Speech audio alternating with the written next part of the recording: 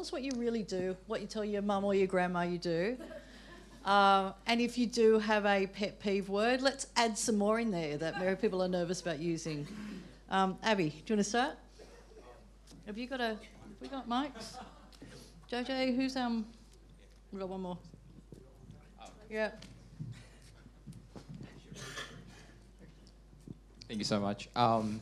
So Abby, I heads up measurement at Snapchat for Australia and New Zealand. So we're like I wouldn't say a tiny, but a really strong community of 8 million users here within Australia, but globally we connect 900 million. The reason I'm giving a context because there's going to be a part where we talk about solutions that might fit for Australia as a market, a small nimble market for us at a Snapchat, versus the global markets where we do have like a lot of Snapchatters that connect. What I do is like really enable brands to help measure not just what they ran on my platform, but actually what worked. So essentially craft all these best practices. So anytime you need to spend on $1, I want them to hold me accountable to drive that ROI that sort of comes out of it. So it's a lot of fun, cool stuff. So everything about like the buzzwords that we have called out, I get like sort of tagged on it. One thing that I do not like is the primary, secondary metrics. They really catch me because there's a lot of things that sort of comes along when a campaign goes live. There's no such like a primary metric when you're going to be get accountable for the secondary metric.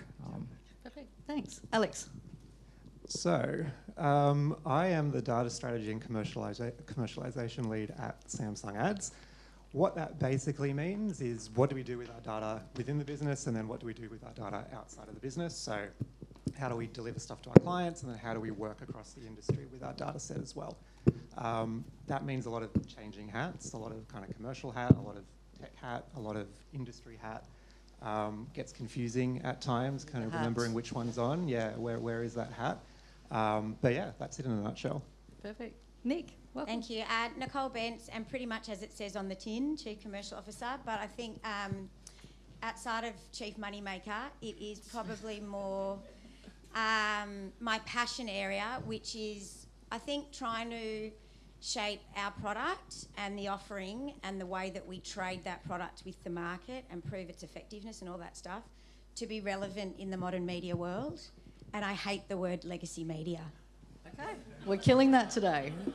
Suze.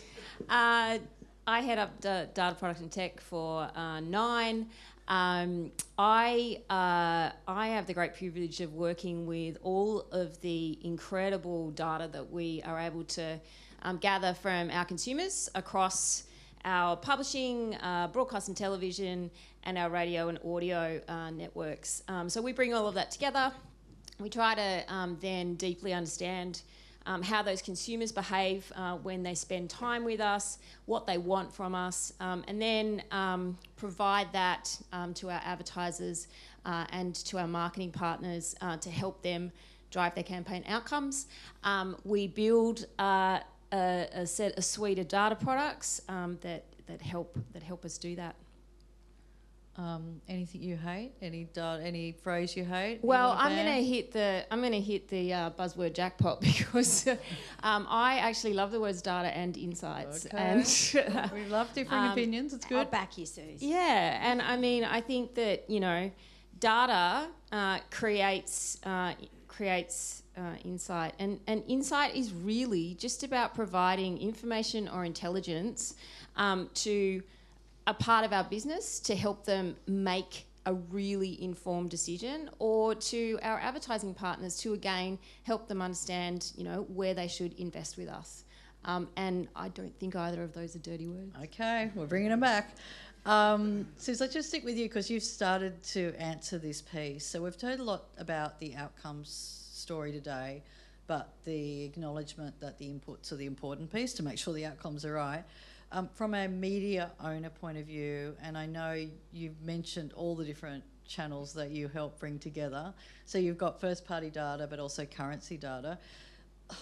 Can you summarise your approach to that audience information that you're providing?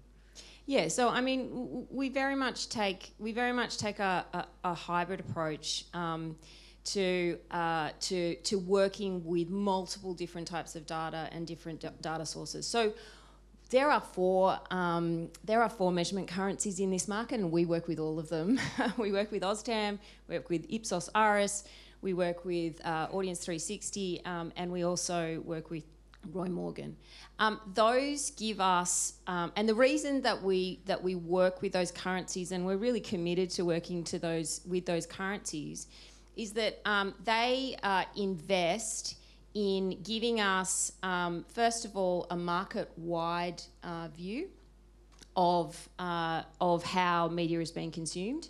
And they invest in making sure that that is robust and representative of the Australian population. So it allows us to get a really clear view of our reach and a clear view of, I guess, the demographics within that reach. So, you know, when we work with something like Ipsos Iris, we're able to understand across all of our digital touchpoints, including streaming and publishing, that we have somewhere in the region of 16 to 17 million Australians coming to us every single month to one of those touchpoints. OzTam allows us to understand, you know, across both streaming and broadcast, that we reach, you know, something like 7 million 18 to 39-year-olds. So at that reach level, the currencies are really important. But, as we've discussed this morning, we also know that we need to help our advertisers connect their spend with us to outcomes.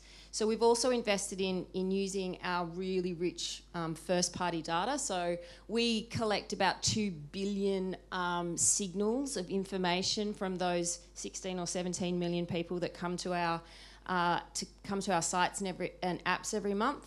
And we're able to build up a much richer picture of what those people are interested in, and in some cases their intent. So that allows us to not only help our advertisers target them, but also then understand the effect that we've driven. So we've built a suite of products that allow us to measure consideration and trust, to measure things like footfall, whether we've actually been able to drive consumers into a retail location, and then also to measure sales. And we work with various other partners to help us do that. So very much a kind of a hybrid approach to making sure we can prove value, you know, through the marketing life cycle.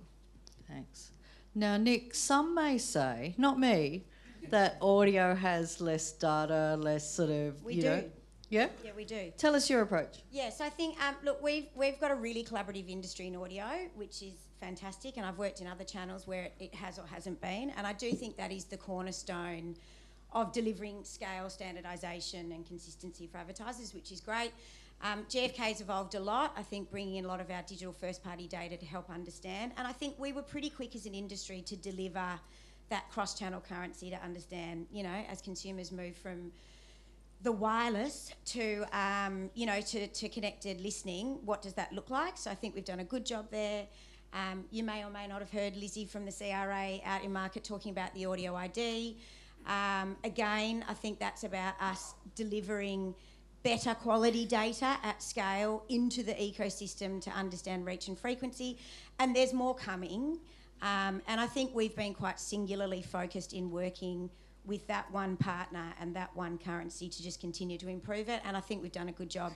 The first-party data piece, look, nothing moves at the speed of the market, so I think everybody does have to tend to have their own defensive strategy on top of whatever is happening at the more scaled, you know, ways of working across multiple broadcasters. For us, it's really about starting to understand who our audience is outside of just who they are when they're listening to our content. So, you know, we're playing at the moment with some SDK integrations, looking at, you know, to Suze's point, understanding more around their location and footfall and those sorts of things, to be able to continue to prove that what we've said in the planning phase is actually what happened when they engage with an ad or a piece of content or whatever it might be. So, again, hybrid, but I do think probably different in the sense that we've tried to be singular with one currency and spend more money on that to improve it faster. Yeah, and maybe not different challenges, but bigger challenges with off-platform listening. Yeah, 100%. Like the reality is 70 to 80% of our podcast listening happens in an app that we don't own and they don't like to share. So, you know, it's an interesting challenge, and it forces you to be more creative, and I think it forces you to use and defend the hybrid nature of deterministic and probabilistic data. And I think that's a good thing. I think it's a good thing. I think back to Suze's point, making it more representation, null, of, of the market that you're talking to. I think it's a good thing. Yeah. Alex, very different approach for you guys. Yeah, quite a different one. And I think we don't neatly fit in the media owner box as a business. We obviously operate as one to a large extent, but we are, at the end of the day, our origins are in device manufacturing, and we're part of a global device manufacturing business. So we kind of sit at this really interesting intersection of the device, but then also everything that's happening on that device, so the content consumption, the ad delivery. So that gives us a lot of interesting and quite complex data to pass through and to make sense of and to package up and offer to our customers. I think broadly similar, if I put the media owner hat on as Samsung Ads, a lot of the macro themes that Susie and Nick were talking about hold true as well. We ultimately are trying to demonstrate to the market and to our customers who our audience is, what role that audience can play within their media plan, and how effectively that audience can deliver the results that they're looking for. So that all holds true. I think where it gets interesting is when we look outwards into the marketplace and what role do we play within that macro environment. And we've talked about currencies and we've talked about sort of, I guess, data writ large and how much of it is out there in the market and how do you kind of put some sort of structure around that. The currency space is interesting for us. We don't actively participate in any measurement currencies today, and I think that's largely a legacy of the fact that we started in manufacturing. We're not a media owner historically, but we are very actively engaged with the market in talking about our data, in sort of unpacking the ways that data can play a role, whether it's in planning, whether it's through calibrating systems, whether it's through plugging gaps in measurement systems and that sort of thing. I think that's an interesting space that we're starting to explore more and more, and put a little bit more of a strategy around what that data offering looks like. Okay. And Abby, first-party data strategy for you guys? Same, but I also say that some of the currencies that we use, like I think that's underpinning for planning, especially get consumed by agencies to look at what's that broad reach plan might look like. And it drives comparability, but again, it doesn't tell the outcome as such, like whether those dollars were effective on a given platform or not. And that's where like we try to sort of complement that data, which is again like very much first party driven. We ensure there's like best signal set up so they're able to connect with their audiences or users or consumers or even new category buyers. Then the second layer is by making sure that they're running all these experiments and finding insights, because I always say your today's success is going to be tomorrow's baseline. So you have to continue optimizing. So we need to make sure that they are getting access to those early insights or actionable insights, let's say, so they can make sure they are on that ever-growing journey. And the third part would be, I guess, we'll be sort of touching again in kind of triangulated approach. We have like triple M's, but we do make sure that we have our sort of first-party data in a very privacy safe, that we are able to deliver that aggregated data for the models. And how do we make sure that they are getting that level of granularity that where they can actually make a difference, especially when they're doing their media planning. So it's a very heavy reliance on first party, but we do partner with third parties all the time, like either it be Nielsen or Kantar, to just understand and try to drive some sort of level of comparability, because it becomes critical when you're looking at a more cross-media mix, not so much at a platform level. And that's where you will sort of go in up and then work and partner and try to understand and unpack more for the brands that what's exactly working for them and whatnot. On that comparability point, because there is so many different approaches, whether it's even within the currency, the official currency, there's different universes. You've got first party data, both from we've now got agencies building models, taking in a range of different data sets. The market mix modelling space tends to be just impression volume pieces. I'm just going to say, does it matter if we work on this comparability piece? Like, are we too far gone, or do we need to, as an industry, start thinking about the input pieces being a bit more comparable before they get into the models? I'm happy to go. Go. Look, I think the holy grail would be having more standardisation and comparability, but the horse is bolted, I think. And I think the challenge for us, as I said earlier, is it's the pace and the requirement to have to prove more than just your planning. I think that's been the big shift, and there's been a lot of chat about that today.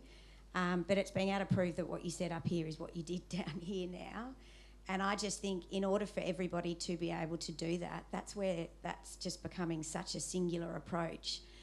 And I don't think that anybody from a comparability perspective is keeping up with that.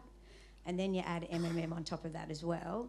And for us as an industry, we did some really good work with Paul and the Analytics Partners team last year. We worked with 3 or 4 clients across the industry, and I think it was said before, maybe Tom said it from Choreograph, like talking about if you don't even have the right weightings in a certain channel, you're not going to get any result. And so there's some really baseline things that you need to do to even have the data that comes out of that really be of any quality, or the data drive an insight you can action. But, so it is really confusing, and I do think it's really challenging sitting on the marketer's side. But in our experience, I don't feel like anyone is coming to us and saying, as long as they believe in the methodology as to what we're doing and you're very transparent around it, I don't think anyone's sitting there and saying, we don't want to know what that is going to tell us. But my commitment at the audio level is that we're going to try and standardise as much of that, so it's not a different partner doing the same attribution reporting, for example, and trying to deliver at least that at scale. Yeah, I guess with a slightly different lens on it, I think where comparability becomes difficult for media owners is where we're held to a different standard than our competitors in terms of how we're measured and how we have to prove outcomes. And so, if I think about OzTam and the gold standard measurement capability that they've built against some other ways to measure video-based content, OzTam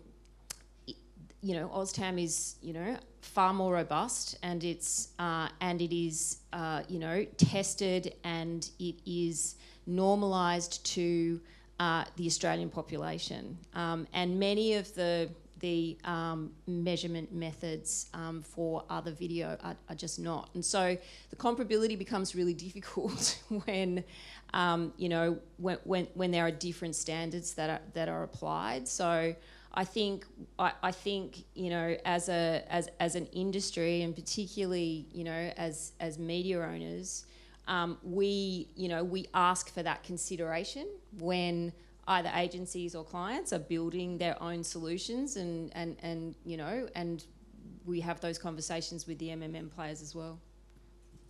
Susie, sorry, just to follow up on that, because you have done that experimentation on the market mix modelling, and the too many currencies for you to count almost.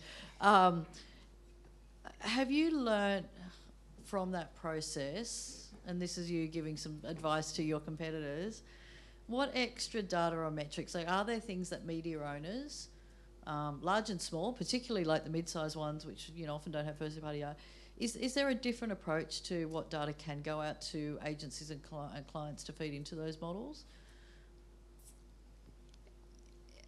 I think so. I think yes and no is probably is probably the answer. I think we benefit from scale, so we have enormous scale, and we reach something like 90% of Australians 14 plus every month, and so that scale does allow us to provide, even with our first party data, kind of really robust inputs into things like MMM.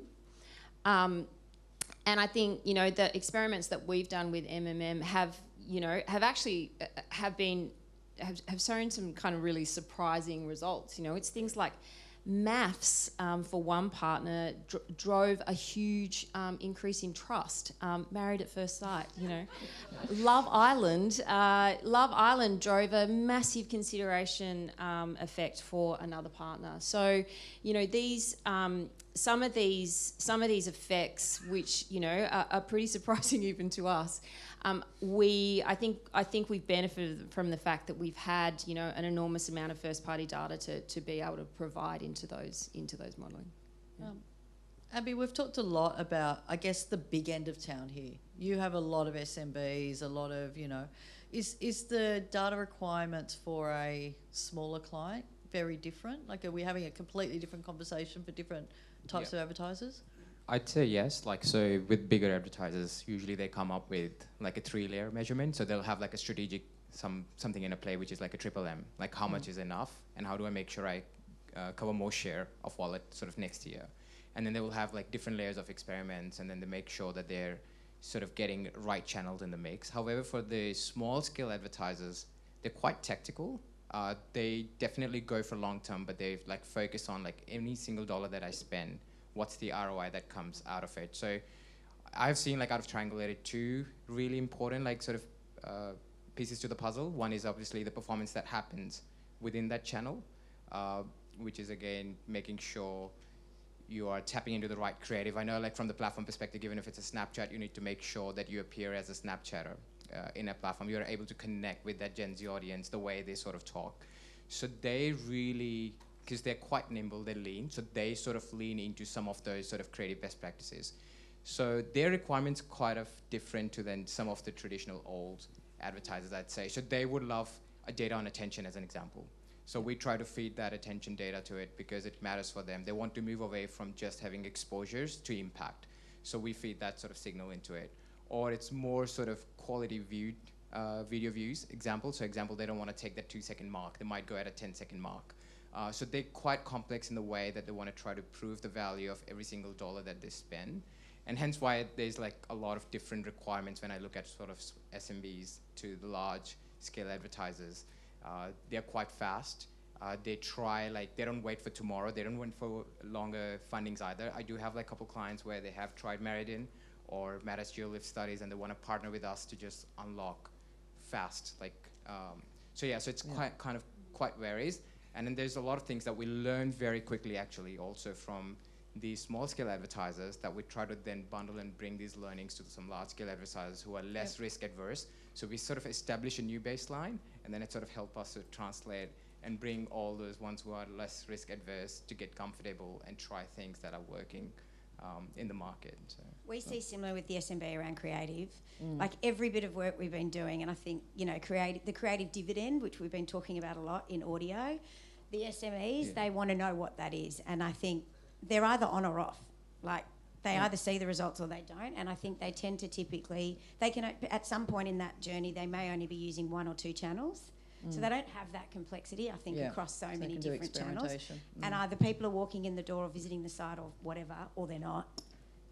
But I think they're hungrier for our intelligence and that benchmarking. Yeah, and Alex, I mean, you've come from, a currency world in your past career, and you're now in a, Samsung side of things. So those, understand. I guess what surprised you into moving into, an area with a very different data set? Like, what do you think people might be missing out on in terms of different data nuggets? I mean, I think just picking up on the comparability concept, I mean, I think that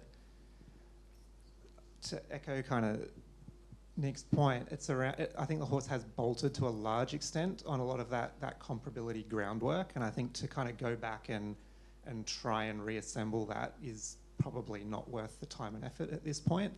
The way that I think what's been most interesting in that transition has been not so much comparability, but how something is complementary to something else, I feel.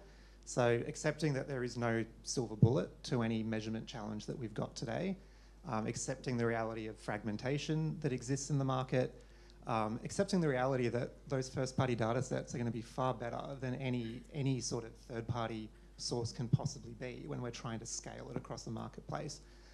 So working within those realities and kind of being grounded in that in terms of how you approach measurement, how you approach data vendors, data partnerships, all of that sort of stuff. I think that real sort of I don't think complementarity is a word. Complementary is a word. So I think that sort of complementariness to the data sets is worth spending the time to understand and figure out how they can sort of in combination deliver a better result. And probably something different than your competitors as well. Yeah. Quick fire round at the end, and then we might have time for a couple of questions from the floor. We heard Angelina speak before. Origin and Quilla and those big cross-media measurement projects are still going on overseas, and I'm glad I'm not working on them or funding them, because it seems to have been about 6 or 7 years. We are a smaller market. I'd love you each to give 1 or 2 things that you think could move us forward in helping clients understand that, that holistic measurement piece. What can we do to move forward, Suze? The currencies could definitely start to work together much more closely. Each of those currency players, those 4 currency players, each run their own panel, for example. There must be a way that we can collaborate on a single source panel that then feeds each of those other currencies. I think there has to be far more collaboration. Okay, Morton, Heather, Kaz, you're all here. I'll build on that, Suze. And I think it goes beyond individual channels into cross-channel. Like, at the end of the day, do we need 3 different panels across 3 different channels? Do we need, multiple identifiers sitting in the programmatic ecosystem? I think the more that we sit there as a local market and actually solve for what the challenges of a relatively small population and an insane need for accuracy across reach and frequency, I think that's what we do. And it's...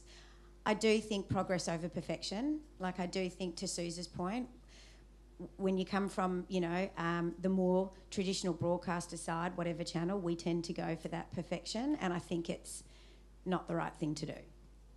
Alex? Yeah, I mean, similar sort of things. Collaboration is critical. We're too small a market for everyone to fracture off and do their own thing. It just gets way too expensive.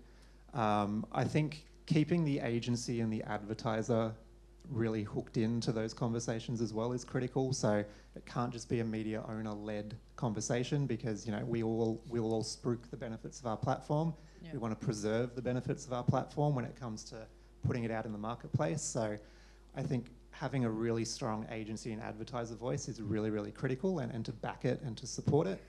In terms of the sort of broader global initiatives in the sort of space, I mean, I think we don't have to pursue them to the same extent. I think we can do a lot of learning from what they're doing. Let them take that sort of initial hit, and let's learn from sort of what's worked, what's not worked, what's the best practice we can bring back from those sort of solutions here. And I didn't even bring in VFC into your world, like you... Yeah, I mean, look, the VFC, I think, is an example of this. I think that we observed a white space in the market, right? The CTV platforms beyond the BVOD services are not represented in any sort of consistent or holistic way in the market today.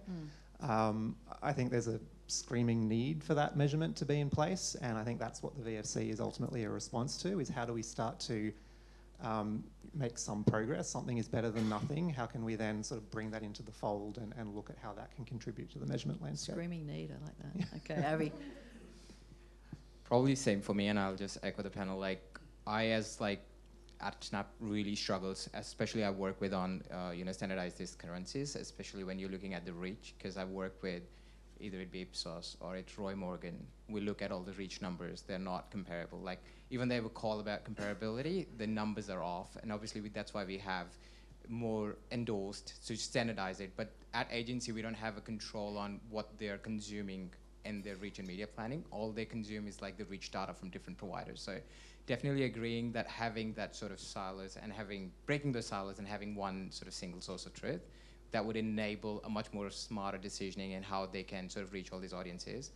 But then also, like, if looking at some more broader from like as a social platform or a digital space, I'd love to see evolve where we can have maybe DCRs, like data clean rooms. So that might just help us sort of define and connect a bit more sort of unified audience view, and then sort of add a bit more value back to the advertisers who are tapping into all these different channels, sometimes not even knowing how they're reaching and what's the overlap look like and what the unique reach. So how we can sort of supplement again back to those senses.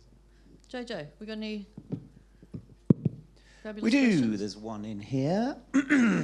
Is there any from the crowd to start with? I did also, just Nicole, you're winning the coolest footwear on stage prize thus far. Long day ahead, but still, you're up there. Just wondering in terms of how you're leveraging the loyalty you get of your audiences in, streaming listening environments and podcasts to capture, when we're talking about first-party data as that foundational starting point. Is that, you've got some projects in play to sort of connect better with your we've audiences? got a program for loyalty too. So as you can imagine, radio is very much built on that two-way participation with the audience, whether it's competitions, promos, you know, meet the talent. We just took, I think it was like 30 listeners on a global Red Room tour. It's to Dom Dollar and a few others. So that's like a big part of the role that we've played in community.